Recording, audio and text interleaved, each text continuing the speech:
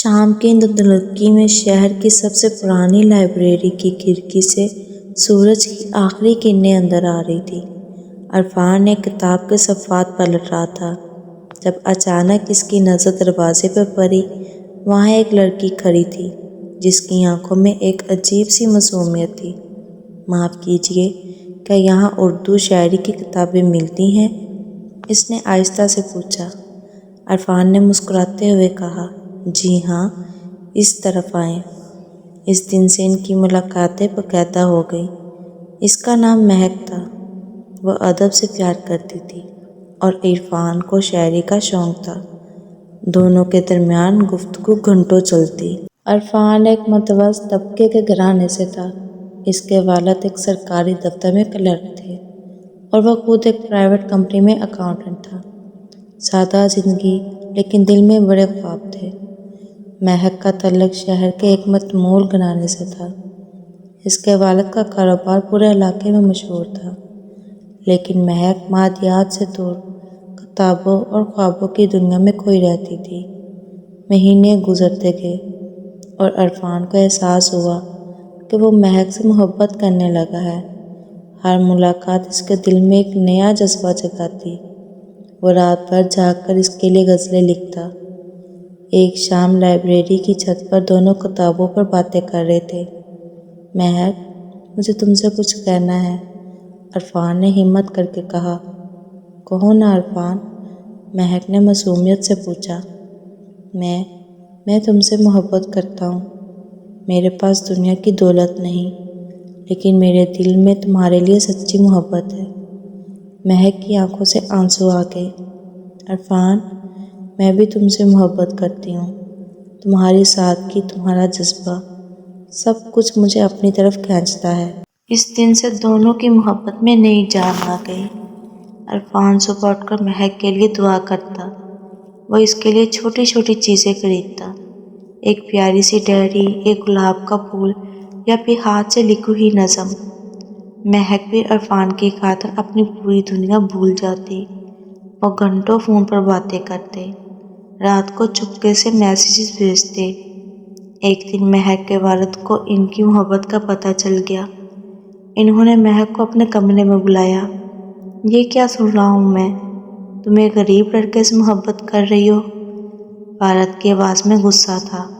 ابو، عرفان غریب نہیں ہے، وہ محنتی ہے، پڑھا لکھا ہے، اور سب سے بڑھ کر وہ مجھ سے سچی محبت کرتا ہے۔ محبت سے پیٹ نہیں بھرتا مہک۔ میں نے اپنی پوری زندگی اس لیے محنت کی تاکہ تمہیں ایک اچھا مستقبل دے سکوں، اور تم ایک اکاؤنٹنٹ سے شادی کرنا چاہتی ہو؟ مہک رونے لگی۔ لیکن ابو، میں اس سے محبت کرتی ہوں۔ یہ محبت محض جنون ہے جو وقت کے ساتھ ختم ہو جائے گی۔ میں نے تمہارے لیے فیصلہ کر لیا ہے۔ شاہد تمہاری امی کا بھائی کا بیٹا ہے۔ وہ اب لندن سے واپس آ رہا ہے، بہت بڑا کاروباری ہے۔ میں نے اس کے ساتھ تمہاری شادی طے کر دی ہے۔ مہک کی زندگی اس کے سامنے اجڑ گئی۔ مہک نے عرفان کو فوری طور پر ملنے کے لیے بلایا۔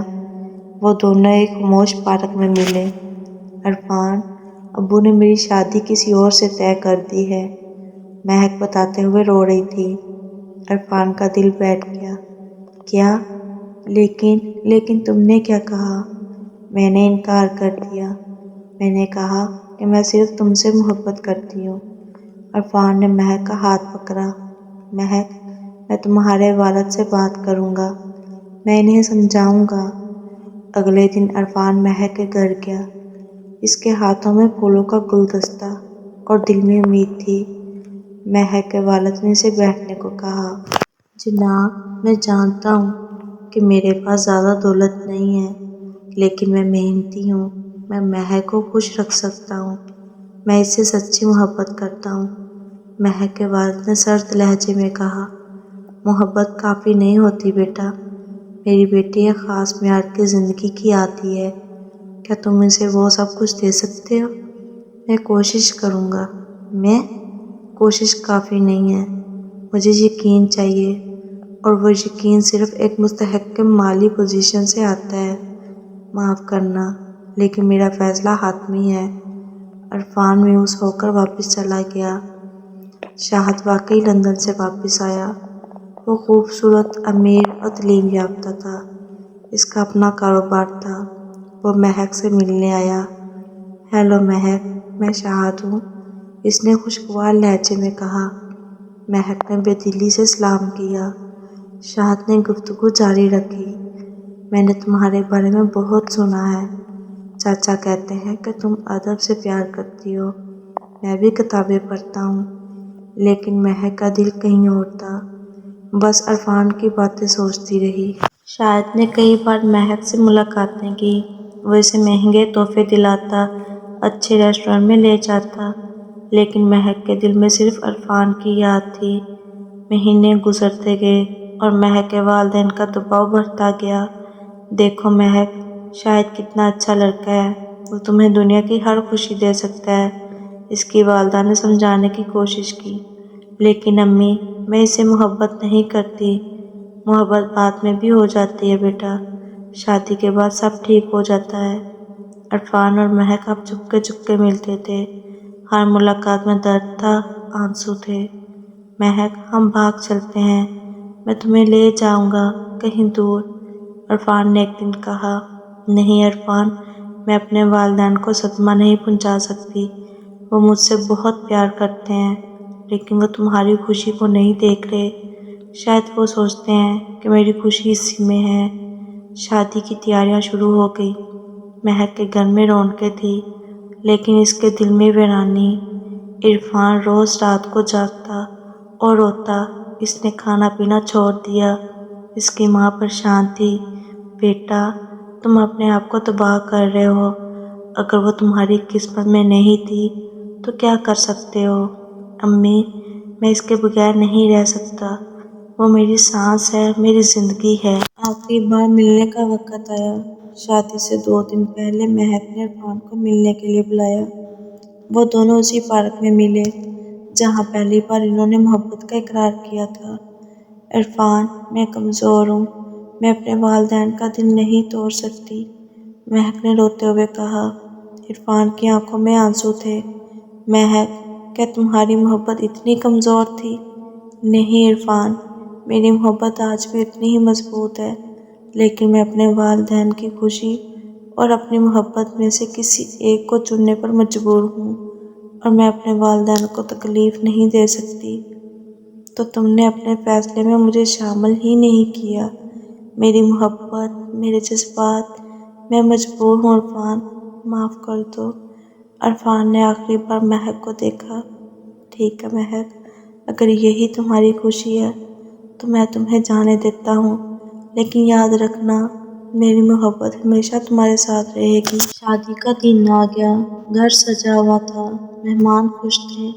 مہک دلہن کے لباس میں بہت خوبصورت لگ رہی تھی، لیکن اس کی آنکھوں میں خوشی نہیں تھی۔ عرفان اس دن اپنے کمرے میں بند رہا۔ اس نے مہک کو آخری خط لکھا۔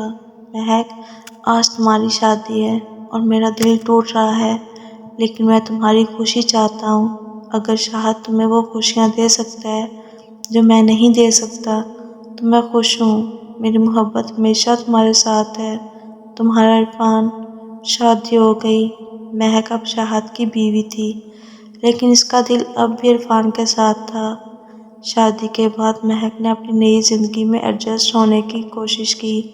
شاہد واقعی اچھا شوہر تھا۔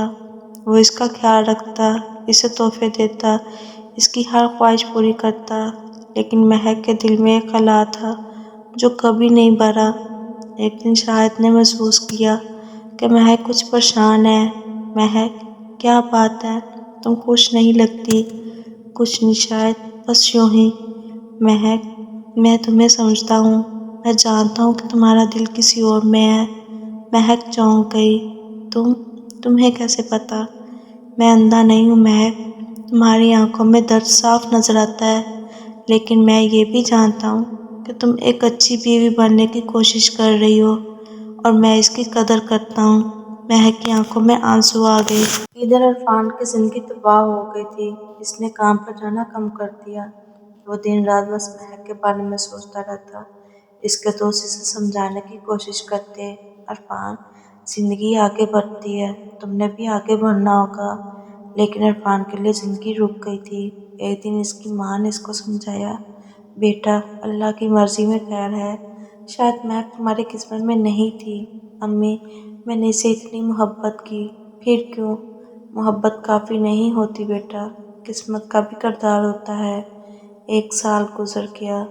عرفان نے آہستہ آہستہ اپنے آپ کو سنبھالنے کی کوشش کی۔ وہ دوبارہ باقاعدگی سے کام پر جانے لگا، لیکن اس کا دل ابھی بھی ٹوٹا ہوا تھا۔ ایک دن اتفاق سے اس کی ملاقات مہک سے ہو گئی۔ وہ ایک شاپنگ مال میں تھی۔ عرفان، مہک نے حیرت سے کہا، مہک تم کیسی ہو؟ میں ٹھیک ہوں، تم؟ میں بس زندہ ہوں۔ دونوں نے ایک دوسرے کی آنکھوں میں دیکھا۔ اب بھی وہی محبت تھی، وہی درد۔ عرفان، میں کچھ مت کہو مہک، تم نے اپنا فیصلہ کر لیا تھا، اب پیچھے مڑ کر دیکھنے کا کوئی فائدہ نہیں۔ لیکن عرفان، میں اب بھی تم سے۔ مہک، تم اب کسی اور کی ہو۔ اپنی شادی شدہ زندگی کو خوشحال بناؤ۔ یہ کہہ کر عرفان وہاں سے چلا گیا۔ مہک وہیں کھڑی رو رہی تھی۔ گھر واپس آ کر مہک نے اپنے فیصلے پر سوچا، کیا اس نے صحیح کیا تھا؟ اس نے شاہد کو دیکھا، وہ واقعی اچھا شوہر تھا، اس نے کبھی اس کی کوئی خواہش ادھوری نہیں چھوڑی۔ لیکن کیا مادی آسائشیں محبت کی جگہ لے سکتی ہیں؟ اس رات مہک نے خود سے سوال کیا، کیا میں نے اپنی محبت کو پیسوں کے لیے بیچ دیا؟ جواب تکلیف دہ تھا۔ شاہد نے محسوس کیا کہ آج مہک کچھ زیادہ ہی پریشان ہے۔ مہک، کیا ہوا؟ آج بازار سے کچھ پریشان لگ رہی ہو۔ مہک نے جھوٹ بولنے کی کوشش کی، کچھ نہیں۔ مہک، مجھ سے سچ بولو، کیا تم مجھ سے ملی؟ عرفان سے؟ مہک حیران رہ گئی، تمہیں کیسے پتا؟ میں تمہیں جانتا ہوں مہک، اور میں یہ بھی جانتا ہوں کہ تمہارا دل اب بھی اس میں ہے۔